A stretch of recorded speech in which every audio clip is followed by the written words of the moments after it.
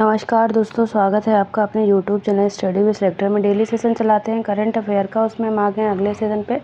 आज जो हमारा सेशन होगा वो होगा 7 अगस्त का सेशन, हमारा डेली का सेशन होता है। उसमें हम आपको जो करंट के हमारे ऑब्जेक्टिव टाइप के क्वेश्चन होते हैं वो करवाते हैं। एक क्वेश्चन जो लास्ट वीडियो में आपसे पूछते हैं उसका आंसर देते हैं, और एक क्वेश्चन डेली आपसे पूछते हैं जिसका आंसर आपको हमें कमेंट बॉक्स में देना होता है। हमारा डेली का सेशन होता है। आज नया सेशन हमारा 7 अगस्त का सेशन होगा।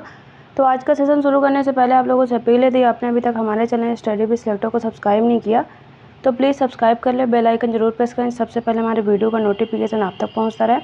आपको हमारा वीडियो पसंद आए तो वीडियो को लाइक करें, दोस्तों तक जरूर शेयर करें। चलिए शुरू करते हैं आज का सेशन। देखते हैं पहला क्वेश्चन क्या कह रहा है। कह रहा है हाल ही में हिरोशिमा दिवस कब मनाया गया। हाल ही में हिरोशिमा दिवस कब मनाया गया है, तो करेक्ट आंसर हमारा ऑप्शन डी हो जाएगा। अभी हाल ही में 6 अगस्त को हिरोशिमा दिवस मनाया गया है, तो करेक्ट आंसर हमारा ऑप्शन डी हो जाएगा। हिरोशिमा दिवस की बात करें तो हिरोशिमा दिवस 1945 में जापान के हिरोशिमा पर हुए परमाणु हमले की याद में 6 अगस्त को प्रतिवर्ष मनाया जाता है। इस दिन दुनिया परमाणु युद्ध की भयावहता को याद करती है और वैश्विक शांति और निशस्त्रीकरण जो है के महत्व पर जोर देती है।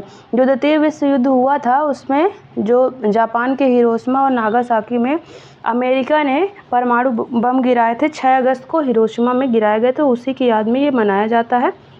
हिरोशिमा दिवस 2024 इस दुखद घटना की कितने 79 वर्ष जो है उस घटना को हो चुके हैं, जिससे दुनिया भर के लोग पीड़ितों को सम्मानित करने और परमाणु मुक्त दुनिया के लिए प्रतिबद्धताओं को नवीनीकृत करने के लिए एक साथ आएंगे। 6 अगस्त 1945 हिरोशिमा के लिए एक सामान्य नॉर्मल दिनों के जैसा ही था, जब संयुक्त राज्य अमेरिका ने शहर पर परमाणु बम गिराया, जो इतिहास में एक महत्वपूर्ण क्षण था। बम जिसका कोड नेम क्या था, लिटिल बॉय था, सुबह 8:15 पे जो है B-29 बम वर्षक जिसका नाम क्या था, एनोला गे से गिराया गया, जिसके परिणाम स्वरूप वहाँ पर बहुत ज़्यादा तबाही हुई थी। अब देख लेते हैं हमारे अगस्त के कुछ दिवस हैं, इनको रिवाइज करते चलते हैं। राष्ट्रीय पर्वतारोहण दिवस 1 अगस्त को मनाया जाता है। विश्व फिनटेक दिवस 1 अगस्त को। दादरा एवं नगर हवेली मुक्ति दिवस 2 अगस्त को मनाया जाता है। राष्ट्रीय हृदय प्रत्यारोपण दिवस 3 अगस्त को मनाया जाता है और अमेरिकी तटरक्षक दिवस 4 अगस्त को मनाया जाता है। आगे देखते हैं, अगला क्वेश्चन कह रहा है हाल ही में सर्वोच्च न्यायालय द्वारा आयोजित विशेष लोक अदालत का समापन कहाँ पर हुआ। सर्वोच्च न्यायालय द्वारा आयोजित विशेष लोक अदालत का समापन अभी हाल ही में कहाँ पर हुआ है, तो करेक्ट आंसर हमारा ऑप्शन बी हो जाएगा। अभी हाल ही में नई दिल्ली में जो सर्वोच्च न्यायालय द्वारा आयोजित विशेष लोक अदालत है उसका समापन किया गया है, तो करेक्ट आंसर हमारा ऑप्शन बी हो जाएगा, नई दिल्ली।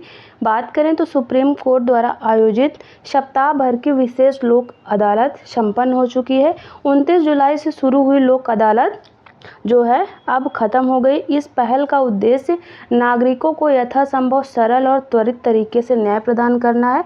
सुप्रीम कोर्ट ने अपने 75वें वर्षगांठ समारोह के एक हिस्से के रूप में लंबे समय से लंबित विवादों को सौहार्दपूर्ण ढंग से निपटाने के लिए यह पहल की है।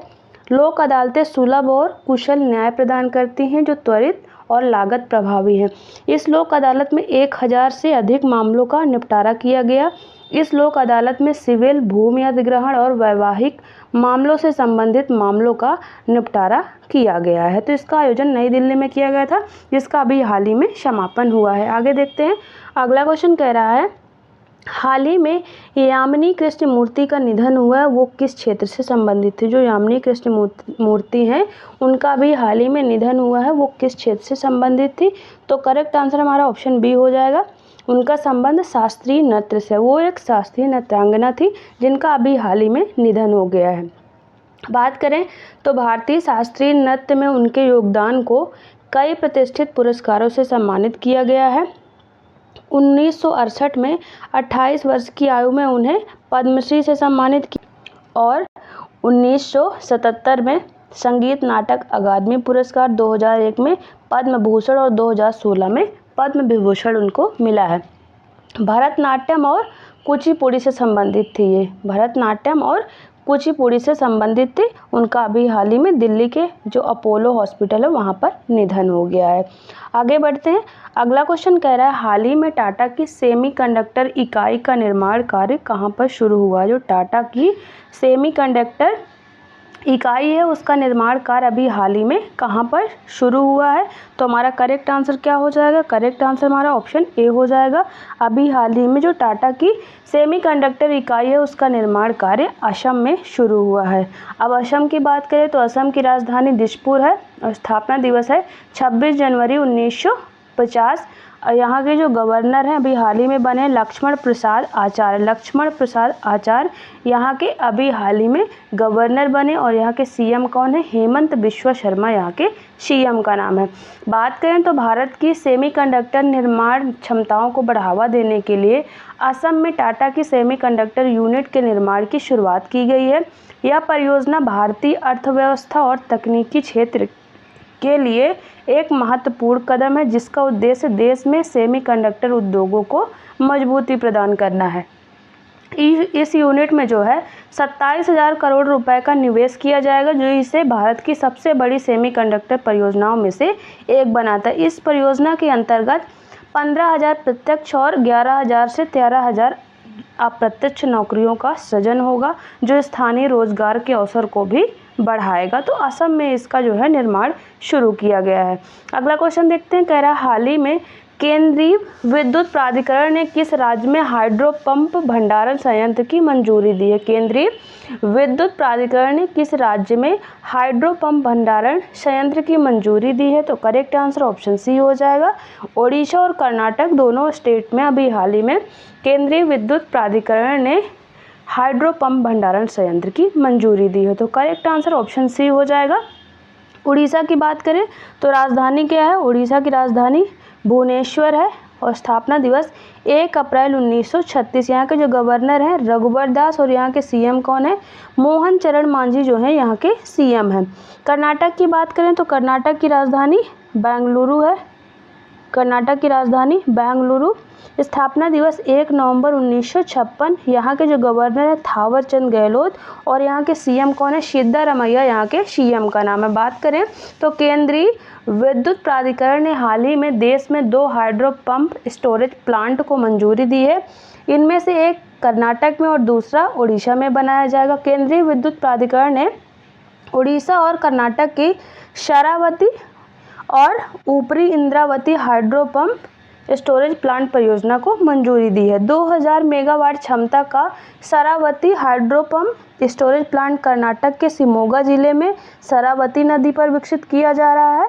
मौजूदा जो शरावती जल विद्युत परियोजना के तालाकाले बांध को ऊपरी जलाशय के रूप में इस्तेमाल किया जाएगा और प्रस्तावित पंप स्टोरेज के लिए गेरुसप्पा वहाँ का बांध है उसके निचले बांध के रूप में इस्तेमाल किया जाएगा।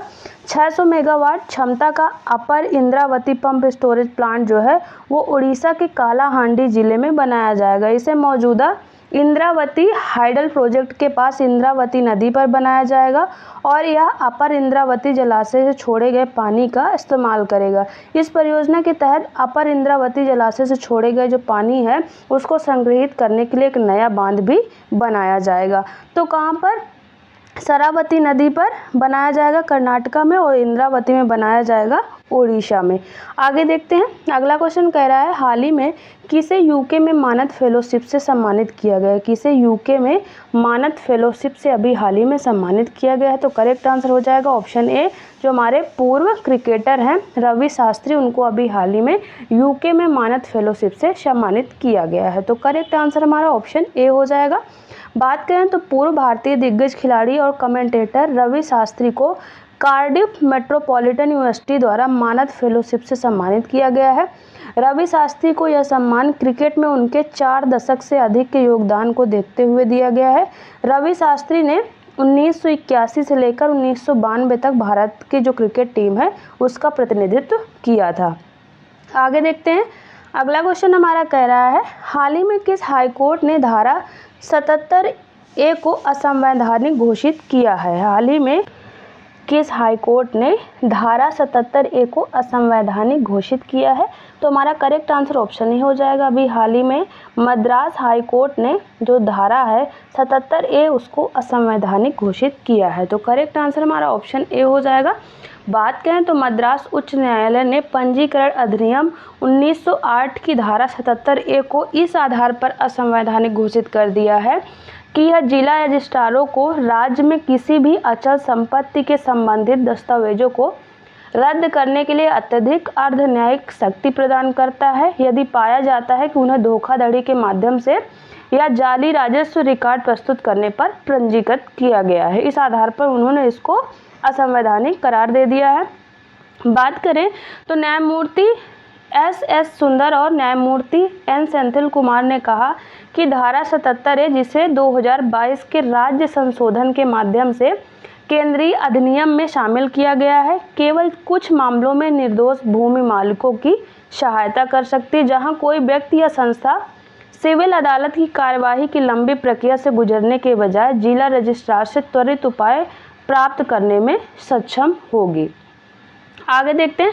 अगला क्वेश्चन कह रहा है, हाल ही में पेरिस ओलंपिक में किसने टेनिस में पहला गोल्ड मेडल जीता है? किसने अपना पहला गोल्ड मेडल जीता है ओलंपिक में? तो करेक्ट आंसर हमारा ऑप्शन बी हो जाएगा। नोवाक जोकोविक ने अपना पहला गोल्ड मेडल जीता है पेरिस ओलंपिक 2024 में। अभी तक उनके नाम कोई भी मेडल ओलंपिक में नहीं था, ये पहला उनका मेडल है ओलंपिक में। बात करें तो नोवाक जोकोविक ने विंबलडन चैंपियन कार्लोस अल्कराज को हराकर, याद हो आपको तो विंबलडन 2024 का खिताब किसने जीता है? कार्लोस अल्कराज ने जीता है। उनको हराकर पेरिस खेलों में अपना करियर गोल्डन स्लैम पूरा किया है, जहां जोकोविक ने ऐतिहासिक स्वर्ण पदक जीतकर रचा है। वहीं पे स्पेन के जो अल्कराज हैं उनको रजत पदक जो सिल्वर मेडल मिला है और इनको गोल्ड मेडल मिला है। तो करेक्ट आंसर क्या हो जाएगा? नोवाक जोकोविक हो जाएगा। अगला क्वेश्चन कह रहा है, हाल ही में आपदा प्रबंधन बीमा कराने वाला देश का पहला राज्य कौन सा बना है? आपदा प्रबंधन बीमा कराने वाला देश का पहला राज्य अभी हाल ही में कौन बना है? तो करेक्ट आंसर हमारा ऑप्शन बी हो जाएगा। अभी हाल ही में नागालैंड आपदा प्रबंधन बीमा कराने वाला देश का पहला राज्य बन गया है। तो करेक्ट आंसर हमारा ऑप्शन बी हो जाएगा। नागालैंड की बात करें तो राजधानी यहाँ की कोहिमा है। स्थापना दिवस है 1 दिसंबर 1963। यहाँ के जो गवर्नर है ला गणेशन और यहाँ के सीएम कौन है? नेफ्यू रियो यहाँ के सीएम का नाम है। नेफ्यू रियो जो है नागालैंड के सीएम का नाम है। बात करें तो नागालैंड आपदा जोखिम प्रबंधन के लिए बीमा कराने वाला देश का पहला राज्य बन गया है। इसके लिए राज्य सरकार ने एसबीआई के साथ, स्टेट बैंक ऑफ इंडिया के साथ समझौता ज्ञापन पर हस्ताक्षर किए हैं। आपदा तैयारियों की दिशा में नागालैंड सरकार की तरफ से ये महत्वपूर्ण कदम उठाया गया है। राज्य सरकार और एसबीआई जनरल इंश्योरेंस ने आपदा जोखिम हस्तांतरण पैरामीट्रिक बीमा समाधान के लिए एक एमओयू पर साइन किए हैं। आगे देखते हैं। अगला क्वेश्चन कह रहा है, हाल ही में कहां पर सबसे अधिक लोगों द्वारा डमरू बजाकर गिनीज वर्ल्ड रिकॉर्ड बनाया गया है? कहां पर सबसे अधिक लोगों द्वारा डमरू बजाकर गिनीज वर्ल्ड रिकॉर्ड बनाया गया है? तो करेक्ट आंसर हमारा ऑप्शन बी हो जाएगा। अभी हाल ही में मध्य प्रदेश में सबसे अधिक लोगों द्वारा डमरू बजाकर गिनीज वर्ल्ड रिकॉर्ड बनाया गया है। तो करेक्ट आंसर क्या हो जाएगा? ऑप्शन बी हो जाएगा। मध्य प्रदेश की बात करें तो राजधानी यहाँ की क्या है? भोपाल। स्थापना दिवस 1 नवंबर 1956। यहाँ के जो गवर्नर हैं मंगू भाई छगन भाई पटेल और यहाँ के सीएम है मोहन यादव, जो है मध्य प्रदेश के सीएम का नाम है। बात करें तो उज्जैन में 1500 डमरू एक साथ बजाने का वर्ल्ड रिकॉर्ड बनाया गया है। महाकाल लोक स्थित शक्ति पथ पर 1500 डमरू वादकों ने प्रस्तुति देकर यह रिकॉर्ड बनाया। इससे पहले जो है federation of Indian association New York ने 488 डमरू एक साथ बजाकर रिकॉर्ड बनाया था। इसके साथ ही उज्जैन में 1500 डमरू बजाकर इसका रिकॉर्ड, जो पिछला 488 डमरू का एक साथ बजाने का रिकॉर्ड था, उसको तोड़ दिया है। तो कहाँ पर? मध्य प्रदेश के उज्जैन में ये रिकॉर्ड बनाया गया है। अगला क्वेश्चन देखते हैं। कह रहा है, हाल ही में किस राज्य को जीवन दान पुरस्कार प्रदान किया गया है? किस राज्य को अभी हाल ही में जीवन दान पुरस्कार प्रदान किया गया है? करेक्ट आंसर हमारा ऑप्शन बी हो जाएगा। आंध्र प्रदेश को अभी हाल ही में जीवन दान पुरस्कार प्रदान किया गया है। तो करेक्ट आंसर ऑप्शन बी हो जाएगा। आंध्र प्रदेश की बात करें तो राजधानी यहाँ की अमरावती है। स्थापना दिवस 1 अक्टूबर 1953। यहाँ के जो गवर्नर हैं एस अब्दुल नज़ीर यहाँ के गवर्नर है और यहाँ के सीएम कौन है? चंद्रबाबू नायडू, जो है आंध्र प्रदेश के सीएम का नाम है। बात करें तो ये पुरस्कार क्यों दिया जाता है? जो अंगदान के मामले में जो स्टेट पहले में है उसको ये पुरस्कार दिया जाता है। तो बात करें तो अंगदान और प्रत्यारोपण के क्षेत्र में योगदान को मान्यता देने के लिए सर्वश्रेष्ठ प्रदर्शन करने वाले राज्यों, क्षेत्रीय और राज्य अंग एवं ऊतक प्रत्यारोपण संगठनों, मेडिकल कॉलेजों, संस्थानों, पेशेवर सामाजिक जो संगठन है, चिकित्सा पेशेवर और गैर सरकारी संगठनों आदि को भी ये पुरस्कार प्रदान किए गए हैं। ROTTO north PGI MER Chandigarh ने सर्वश्रेष्ठ ROTTO का पुरस्कार जीता। तेलंगाना के सर्वश्रेष्ठ राज्य का पुरस्कार मिला है, जबकि तमिलनाडु और कर्नाटक को दूसरे सर्वश्रेष्ठ SOTTO राज्य का पुरस्कार मिला है। मणिपुर को पूर्वोत्तर में सर्वश्रेष्ठ उभरते राज्य का पुरस्कार दिया गया है। और अंगदान के मामले में उभरते राज्यों का पुरस्कार पाने वाला पहला कौन सा राज्य? आंध्र प्रदेश है, दूसरा मध्य प्रदेश और तीसरा है जम्मू कश्मीर। तीसरे स्थान पे रहा है, पहले स्थान पे कौन है? आंध्र प्रदेश रहा है। आगे देखते हैं, अगला क्वेश्चन कह रहा है हाल ही में किस राज्य सरकार ने सभी फसलों की खरीद न्यूनतम समर्थन मूल्य पर करने की घोषणा की है? किस राज्य सरकार ने सभी फसलों की खरीद न्यूनतम समर्थन मूल्य पर करने की घोषणा की है? हमारा करेक्ट आंसर क्या हो जाएगा? ऑप्शन बी हो जाएगा। अभी हाल ही में हरियाणा गवर्नमेंट ने जो है सभी फसलों की खरीद न्यूनतम समर्थन मूल्य पर करने की घोषणा की है। तो करेक्ट आंसर हो जाएगा हमारा ऑप्शन बी हो जाएगा।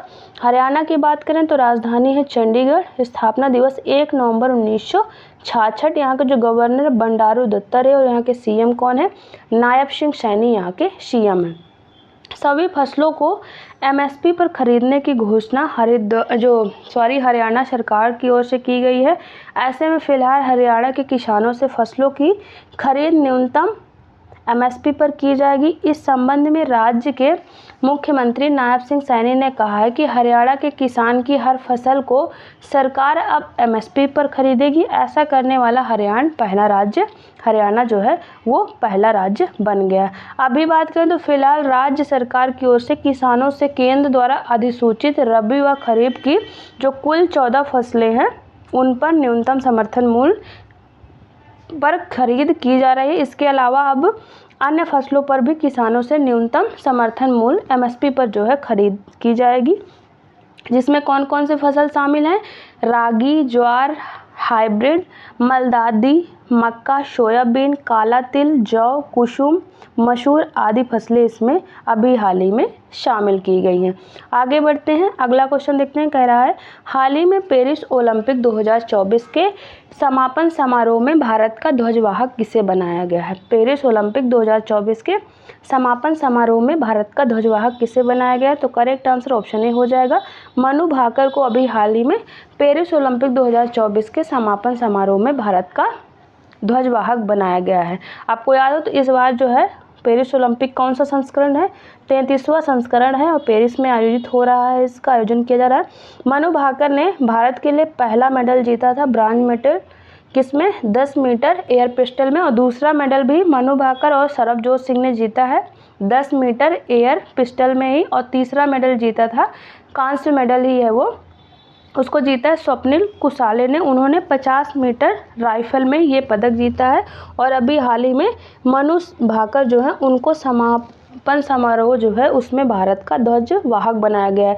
आपको याद हो जब पेरिस ओलंपिक शुरू हुआ था तो उसमें ध्वजवाहक किसको बनाया गया था? तो PV सिंधु और शरद कमल को भारत का, जब पेरिस ओलंपिक स्टार्ट हुआ था तब ध्वजवाहक बनाया गया था। किसको? PV सिंधु और शरद कमल को बनाया गया था उसका ध्वजवाहक। और अभी हाल ही में समापन के लिए मनु भाकर को बनाया गया है। ओलंपिक बात करें पेरिस ओलंपिक 2024 का शुभंकर, तो शुभंकर इसका फ्रीज है जो एक प्रकार की टोपी है वहाँ की फ्रांस की। तो ओलंपिक इस बार का शुभंकर क्या है? फ्रीज है। भारत की 2 बार की ओलंपिक पदक विजेता और स्टार निशानेबाज मनु भाकर चल रहे पेरिस ओलंपिक 2024 के समापन समारोह में देश की ध्वजवाहक होंगी। भारतीय ओलंपिक संघ ने एक बयान जारी कर इस बात की पुष्टि की है। पुरुष ध्वजवाहक का चयन अभी बाद में किया जाएगा। आगे बढ़ते हैं। अगला क्वेश्चन कह रहा है हाल ही में किस देश की प्रधानमंत्री ने अपने पद से इस्तीफा दिया है? किस देश के प्रधानमंत्री ने अपने पद से इस्तीफा दिया है? तो करेक्ट आंसर ऑप्शन बी हो जाएगा। बांग्लादेश की जो प्रधानमंत्री है शेख हसीना, उन्होंने अभी हाल ही में अपने पद से इस्तीफा दिया है। इस्तीफा देने का कारण क्या है? वहाँ पर जो है आंदोलन चल रहा था, वो आंदोलन जो है अब बहुत भीषण रूप ले चुका है। वो आंदोलन चल रहा था आरक्षण को लेकर। जो वहाँ पर स्वतंत्रता सेनानी हैं उनको जो है सरकारी नौकरियों में 30% उनको आरक्षण दिया जाता है, उसी के विरोध में ये प्रदर्शन चल रहा था और काफ़ी उग्र हो गया, जिसके बाद उनको अपने पद से इस्तीफा देना पड़ा। बांग्लादेश की राजधानी क्या है? बांग्लादेश की राजधानी ढाका और मुद्रा यहाँ की टका है। पाकिस्तान की राजधानी है इस्लामाबाद, मुद्रा पाकिस्तानी रुपया। श्रीलंका की राजधानी श्री जयवर्धने कोटे और मुद्रा है श्रीलंकाई रुपया। भूटान की राजधानी थिम्पू और मुद्रा यहाँ की नोगल्ट्रम है। बांग्लादेश की प्रधानमंत्री शेख हसीना जो पिछले 15 वर्षों से सत्ता में थी, कई सप्ताह तक चले घातक दंगों के बाद उन्होंने अपना इस्तीफा दे दिया और उन्होंने देश छोड़ दिया है और वो भारत के हिंडन जो एयरपोर्ट है गाजियाबाद में, वहाँ उन्होंने देश छोड़ दिया और भारत के हिंडन एयरपोर्ट में वो उन्होंने लैंड किया है। दंगों में 300 से अधिक लोगों की अभी तक मृत्यु हो चुकी है। अब वहाँ पर सेना ने नेतृत्व संभाला है और वहाँ पर अंतरिम सरकार बनाने जा रही है। सेना वहाँ पर अब मतलब शासन चलाएगी। अगला क्वेश्चन कह रहा है हाल ही में केंद्र सरकार ने कहाँ नया मोर अभयारण्य है उसकी घोषणा की है? केंद्र सरकार ने कहाँ पर नए मोर अभयारण्य की घोषणा की है? तो करेक्ट आंसर ऑप्शन बी हो जाएगा। कर्नाटक में अभी हाल ही में केंद्र सरकार के द्वारा नए मोर अभयारण्य की घोषणा की गई है। तो करेक्ट आंसर ऑप्शन बी हो जाएगा। कर्नाटक की बात करें, राजधानी बेंगलुरु है। स्थापना दिवस 1 नवंबर 1956। यहाँ के जो गवर्नर थावरचंद गहलोत और यहाँ के सीएम है सिद्धारमैया। बात करें तो केंद्रीय पर्यावरण, वन एवं जलवायु परिवर्तन मंत्री श्री भूपेंद्र यादव ने कहा है कि केंद्र सरकार ने कर्नाटक के आदि चुंचनगिरी और केरल के चुलुनआर को मोर अभयारण्य घोषित किया है। तो कर्नाटक का जो आदि चुंचनगिरी और केरल का चुलनुआर है उसको मोर अभयारण्य घोषित किया है। तो कर्नाटक के भी और केरल के भी दोनों स्टेट में मोर अभयारण्य अभी हाल ही में केंद्र सरकार ने घोषित किया है। इस तरह जो हमारा डेली का सेशन होता है वो खत्म होता है। एक क्वेश्चन जो डेली आपसे पूछते हैं जिसका आंसर आपको हमें कमेंट बॉक्स में देना होता है। तो क्वेश्चन कह रहा है हाल ही में किसे academy of motion pictures art and sciences का अध्यक्ष चुना गया है? Option A Janet Yang, option B Satish Jha, option C Satish Shukla, option D ग्रीसन जाट। तो इसका आंसर आप हमें कमेंट बॉक्स में जरूर दें। अब एक क्वेश्चन जो लास्ट वीडियो में आपसे पूछे थे उसका आंसर क्वेश्चन था हाल ही में कौन मुक्केबाजी में भारत के सबसे कम उम्र के ओलंपिक रेफरी बने हैं? तो आंसर हो जाएगा कपिलन साई अशोक जो है मुक्केबाजी में भारत के सबसे कम उम्र के ओलंपिक रेफरी अभी हाल ही में बने हैं। इस तरह जो हमारा डेली का सेशन होता है वो खत्म होता है। डिस्क्रिप्शन में हमारे टेलीग्राम चैनल का लिंक दिया है, वहाँ से आप हमारे टेलीग्राम चैनल को जरूर ज्वाइन करें। वहाँ पर जो डेली सेशन चलाते हैं उसकी PDF आपको एकदम फ्री में अवेलेबल रहेगी और साथ में सारे क्वेश्चन के आंसर रहते हैं जिससे आपको रिवीजन में आसानी होगी। तो आप हमारे टेलीग्राम चैनल को जरूर ज्वाइन करें। और जाने से पहले आप लोगों से अपील है, आपने अभी तक हमारे चैनल स्टडी विद सेक्टर को सब्सक्राइब नहीं किया तो प्लीज़ सब्सक्राइब कर लें और बेल आइकन जरूर प्रेस करें, सबसे पहले हमारे वीडियो का नोटिफिकेशन आप तक पहुँचता रहे। आपको हमारा वीडियो पसंद है तो वीडियो को लाइक करें, दोस्तों तक जरूर शेयर करें। चलिए मिलते हैं आपसे नेक्स्ट वीडियो में, तब तक के लिए थैंक यू।